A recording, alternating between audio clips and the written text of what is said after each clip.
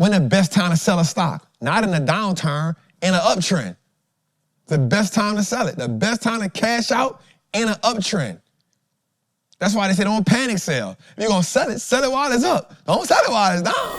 First and foremost, salute to you, Trap, because without you, Wall Street would still look like them and not look like us.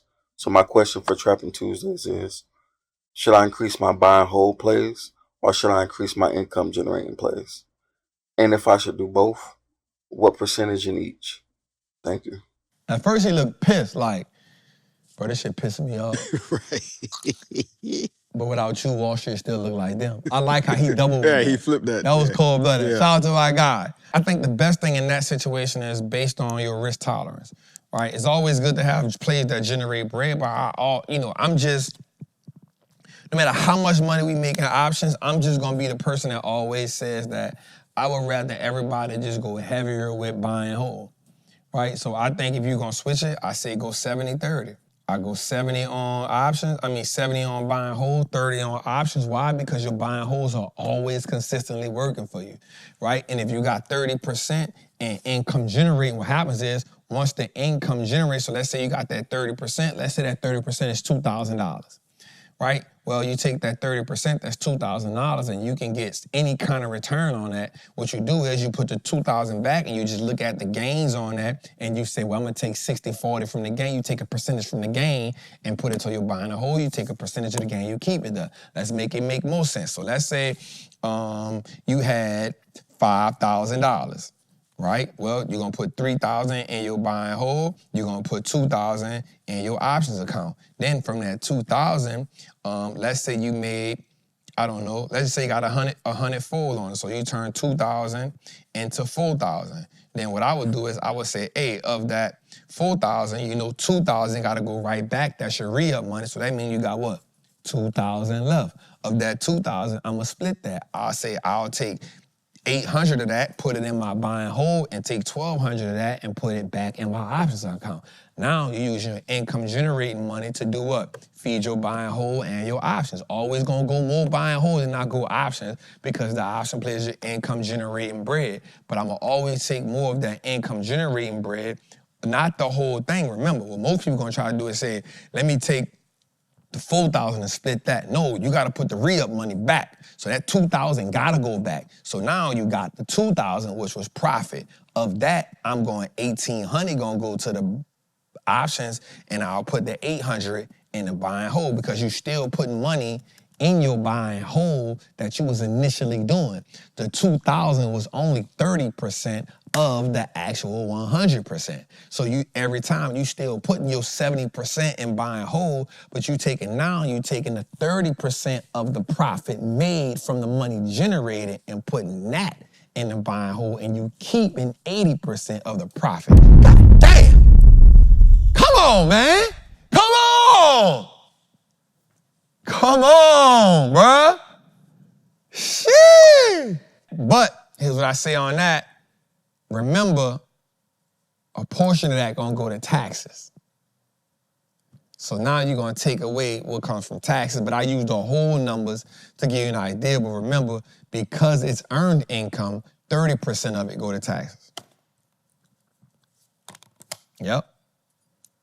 Trade money is earned income. You pay 30% on that. Yep. Trading income. So all my traders, I want y'all to understand something. You get maximum $3,000 that you can set as a loss. The max you get is $3,000. So if you go get 100,000, 200,000, whatever you go get, if you don't got something to write that off with, you're going to pay 30% on them profits. So every time you make a trade, I want you to ask yourself this question. Hey, I made $500. Guess what? 30% of that, taxes. I made $1,000. Guess what? 30% of that, taxes. Every time. Because you trading. That's earned income. Trap, I made $10,000 on this play. Guess what? 30% of that, taxes. I'm just putting it in your head. Putting it in your head. Because you got to give your, that's why you got to switch at the end of the year. You got to start preparing for that. You got to go switch from H&R Block. You got to switch from TurboTax. You got to get you somebody that understand Invest in income. So I told somebody this the other day, and they was like, damn, I don't know if that was you, Sean, or somebody I was talking to. I said, listen, a group of people got with a private equity fund and bought the Boston Celtics for $6 billion. Private equity group bought Boston Celtics for $6 billion. The business itself was only worth $5 billion. And so you would think to yourself, Trap, why would they spend an extra $1 billion on a building? Well, the thing about it, too, is the Boston Celtics don't make a lot of money because the Boston Brewers actually own the stadium, and they have the rights to everything in there. But the Boston Celtics make money like on jerseys and stuff like that. But if they go into the playoffs, they make money. So essentially, it's a losing franchise. The people who bought it, they bought it for $1.7 billion, something like that. They sold it for, they got their bread out of it. They ain't tripping. Well, Trap, why would they do that? Well, if you think about that private equity group, most of those people are probably what? Multi-millionaires, which means the loss that they gonna get from owning the Boston Celtics, that business probably gonna report a loss every year.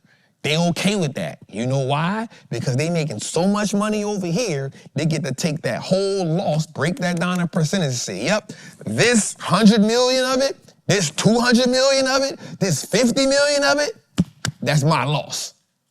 They get to take that losing business, add it to their profitable business, and say, Uncle Sam, hey, I lost 50 million this year. I'm good. It's part of the game. Once you start making money, you gotta now start even buying losing businesses to offset your winning. Man, we just cooking like, God. Come on. When you hit the funny part, when you say, you know what they are, I was about to say, white people. You said millionaire. I ain't mad at that, though. You said Boston. I ain't mad at that. I was just thinking Boston Celtics. I ain't mad at that. I ain't mad at that. You couldn't know that one. But a private equity group bought it, and that's what they do. You got to start finding, the business loses money. It is not a good buy. It's a horrible buy. But you got to start buying businesses that lose when you're in certain categories because you need stuff to write off.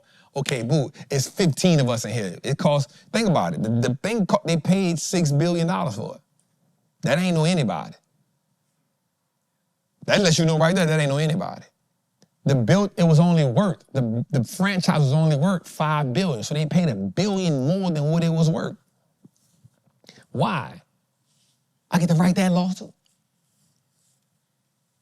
So that's a group of people that need hella losses. So they like, hey, go get it, we need it. And that's called strategic planning. 100%. It will, but you got to go appreciate $1 billion. They just won a championship last year. So the people who sold it at the right time. When is the best time to sell something? After a winning season. When the best time to sell a stock? Not in a downturn, in an uptrend. The best time to sell it. The best time to cash out in an uptrend.